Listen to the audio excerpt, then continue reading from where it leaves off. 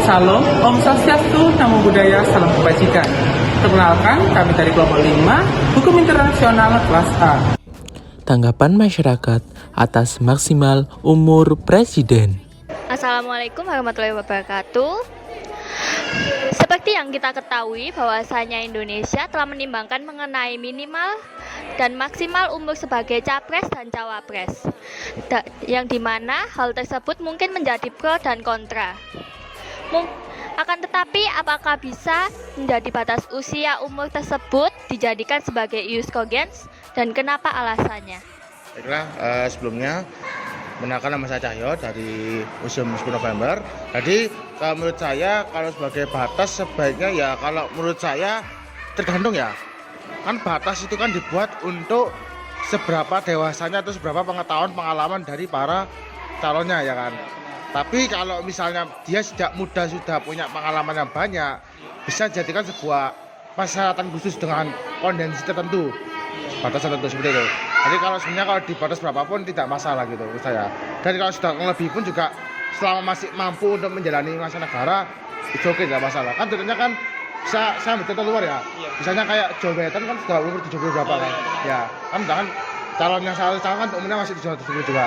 Jadi sebenarnya bagi saya tidak masalah gitu. Selama masih bisa kompeten dan bisa untuk lebih membuat Indonesia lebih baik lagi gitu. Terima kasih. Ya. Pengertian ius cogens. Dalam kesempatan pada kali ini saya akan menjelaskan tentang mengenai pengertian dalam ius cogens. Ius cogens merupakan asas dasar hukum dalam hukum internasional di mana ius cogens tersebut telah diakui oleh komunitas internasional yang dibuat untuk menjadi norma yang tidak boleh dilanggar dalam keadaan apapun. Dalam hal ini, ius cogens secara tidak langsung mengikat negara-negara tanpa melihat dan mempertimbangkan keikutsertaan negara tersebut dalam melakukan perjanjian di ius cogens tersebut. Hal ini dimaksudkan menjadi ius cogens menjadi untuk menjaga ketertiban dalam ius cogens tersebut dalam dimana menimbang tujuan awal dalam pembuatan ius cogens pada awal pembuatan norma ius cogens tersebut. Sifat ius cogens. Seperti yang kita ketahui bahwa hukum adalah peraturan yang bersifat memaksa. Namun, apakah ini berlaku untuk ius cogens? Contoh yang dapat kita ambil ialah penggunaan masker saat awal pandemi. WHO sudah menyarankan untuk beberapa negara menggunakan masker agar virus tidak menyebar dengan luas. Namun beberapa negara belum mampu melaksanakan peraturan tersebut. Itu dikarenakan tidak ada virus yang terdeteksi masuk pada negaranya. Hal ini dapat mengakibatkan ius cogens tidak bersifat memaksa. Lalu pada saat pandemi sudah mulai mempuncaknya dan Amerika melakukan lockdown, semua negara secara universal telah memperebutkan masker hingga masker pada saat itu kritis. Hal ini dapat kita lihat bahwa ius cogens juga bersifat memaksa. Namun setelahnya pandemi mereda, WHO kembali menyarankan para masyarakat untuk sudah tidak menggunakan masker. Namun dapat kita lihat di negara kita sendiri bahwa beberapa orang masih menggunakan masker, dan ini kembali lagi membuat ius cogens bersifat tidak memaksa. Jadi dapat kita tarik kesimpulan bahwa ius cogens tidak dapat dijawab peraturan ini bersifat memaksa atau tidak, karena kembali lagi pada hukum Allah bahwa manusia memiliki budaya dan kemauan atau haknya sendiri-sendiri. Terima kasih. Dampak ius cogens. Baik, di sini saya akan menjelaskan tentang dampak ius cogens yang secara universal. Baik, ius cogens dapat secara langsung mengikat semua negara tanpa mempertimbangkan keikutsertaannya dalam perjanjian internasional yang mengakui norma ius cogens tersebut. Hal ini dimaksudkan untuk menjaga ketertiban dalam tataran hukum internasional sesuai dengan tujuan awal pembentukan norma tersebut. Pada pasal 53, VCLT menyebutkan dua unsur norma ius cogens, diakui secara universal di masyarakat internasional, dan yang kedua sebagai norma yang tidak dapat dikurangi atau dibatasi kecuali oleh norma ius cogens tersendiri. Untuk menjelaskan unsur pertama, pengakuan secara universal dapat memiliki berbagai bentuk, sebagaimana yang juga dijelaskan oleh Basioni norma ius cogens dapat beranjak dari hukum kebiasaan internasional.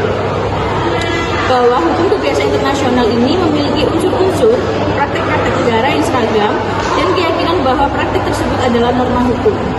Pada unsur kedua, yakni tidak dapat dikurangi atau dibatasi kecuali oleh norma ius cogens juga, mengindikasikan status ius cogens sebagai norma tertinggi dalam hukum internasional. Karena itulah, ius cogens tidak dapat dikalahkan atas dasar lex superiori derogat legi inferiori. Yang dimungkinkan adalah ada ius cogens yang lebih spesifik yang diutamakan, yaitu lex specialis derogat legi generalis.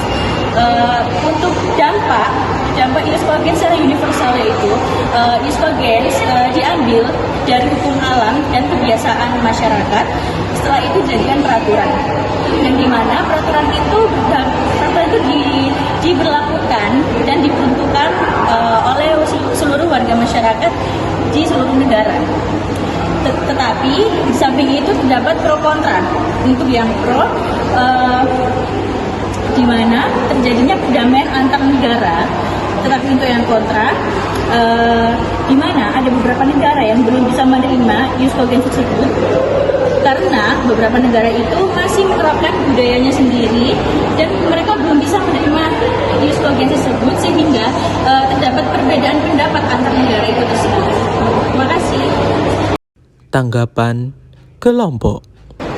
Baik teman-teman, lalu bagaimana batas maksimal usia seseorang ketika mendaftarkan sebagai calon presiden atau wakil presiden berdasarkan usianya?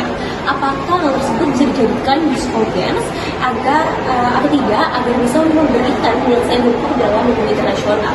Namun ini menurut pendapat kami, syarat usia presiden atau wakil presiden tersebut tidak dapat dijadikan sebagai ius cogens. Tentunya hal ini disebabkan oleh beberapa faktor. Itu yang pertama, masing-masing negara memiliki sistem kenegaraan yang berbeda. Tentunya Amerika Serikat atau federal, dan negara Peru atau Kamerun menerapkan sistem presidensial, dan negara yang bisa sendiri menerapkan sistem demokratis. Lalu yang kedua, usia bersifat subjektif. Dan hal ini kebijaksanaan seorang tidak dapat didasarkan berdasarkan usia. Hal ini dapat kita ketahui bahwa wakil presiden kita, yaitu Ma'ruf Amin, saat menjalankan sebagai wakil presiden sedang berusia 76 tahun. Lalu suatu norma juga tidak bisa semena-mena untuk dijadikan ius cogens ini karena terdapat syarat-syarat tertentu. Itu yang pertama syarat double consent, dan yang kedua syarat universalitas.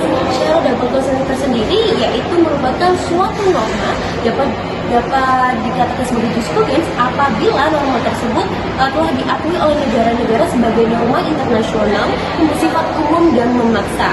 Lalu yang kedua, secara universalitas, bahwa suatu norma tersebut haruslah diakui dan diterima oleh masyarakat negara sebagai keseluruhan atau secara universal oleh semua negara tanpa terkecuali.